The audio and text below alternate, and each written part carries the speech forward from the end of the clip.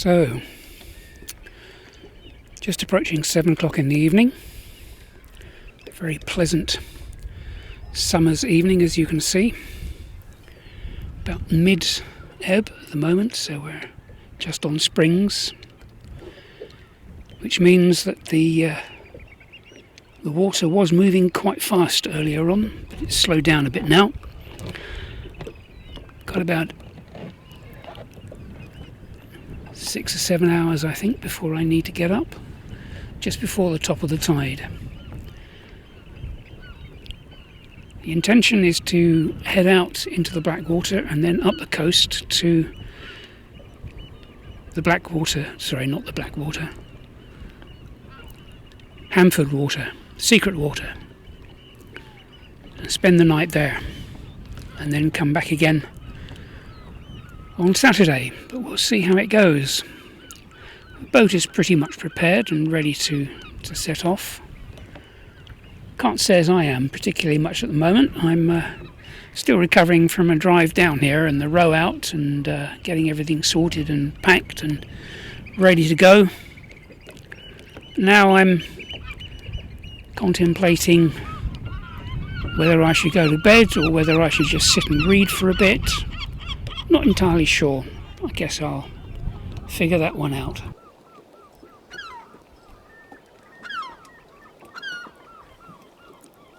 It's 3:15 in the morning, as you can see. Sun is sort of thinking about rising over there, and it's about half an hour before high water.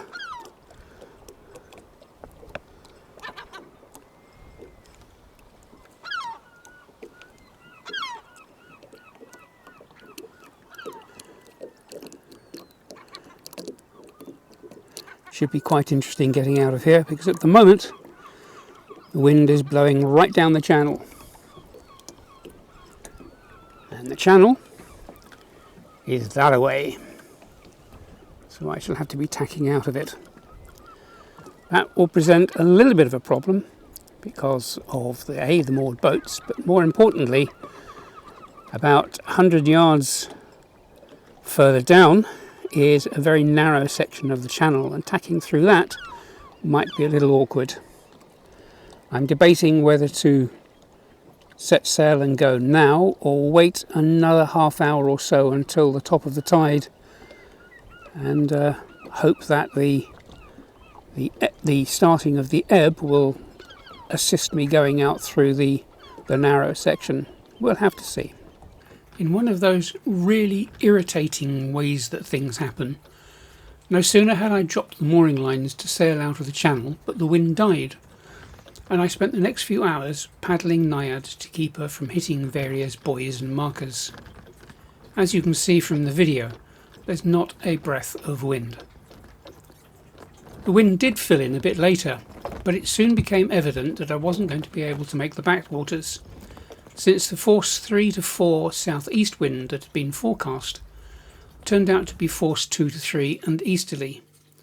Not strong enough to get me up the coast fast enough before the tide changed, nor in the correct direction.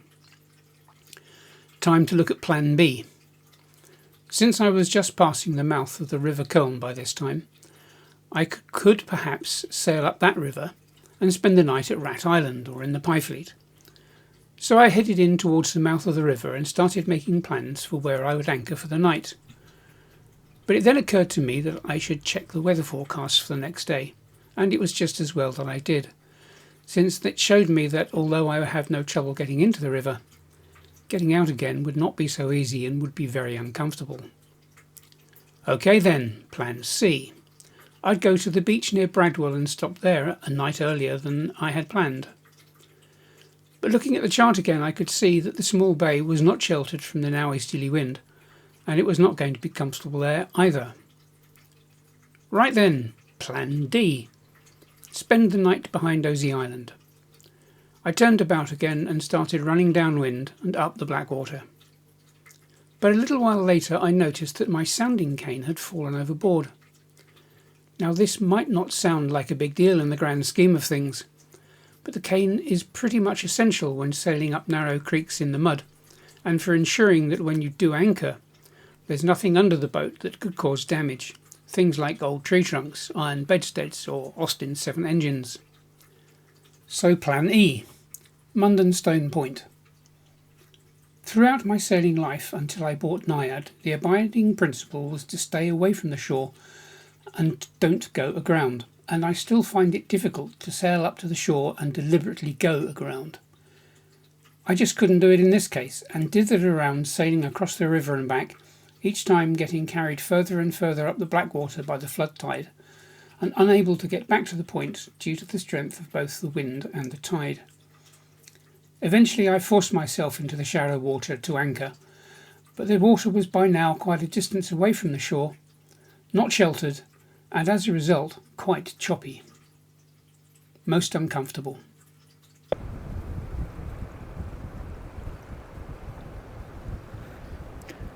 Back at Mundenstone Point again, only this time we're on the outside of the point rather than the inside of the point.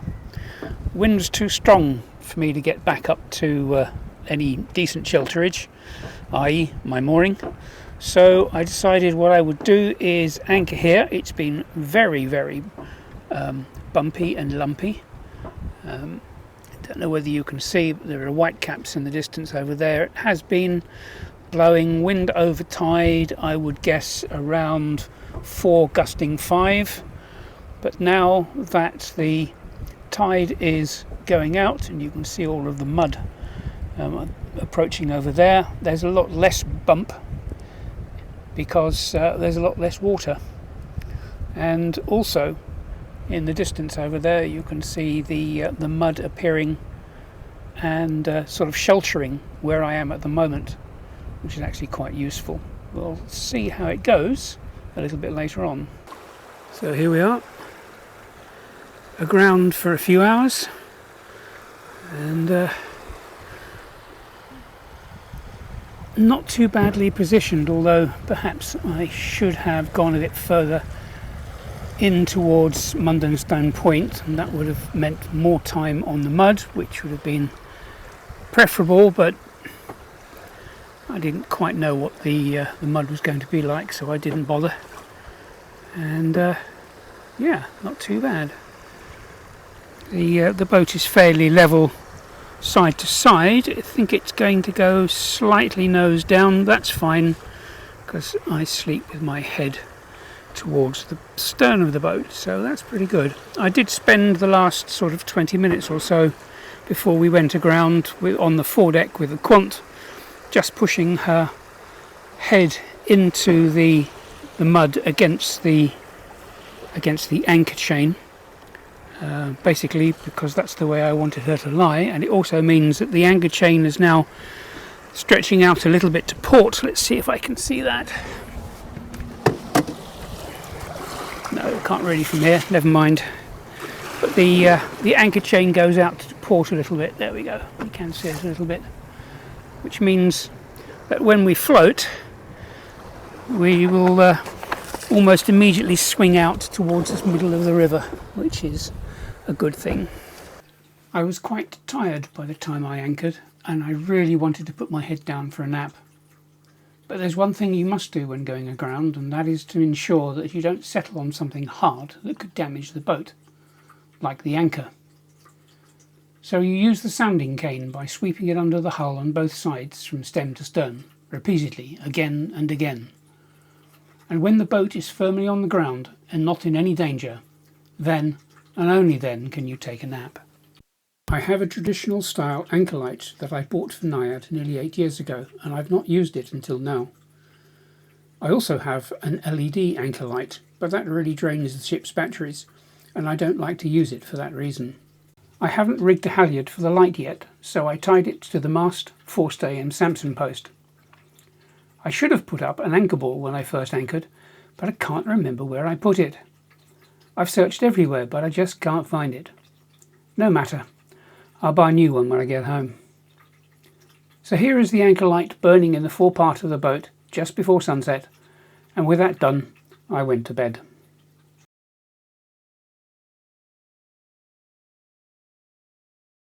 I slept well.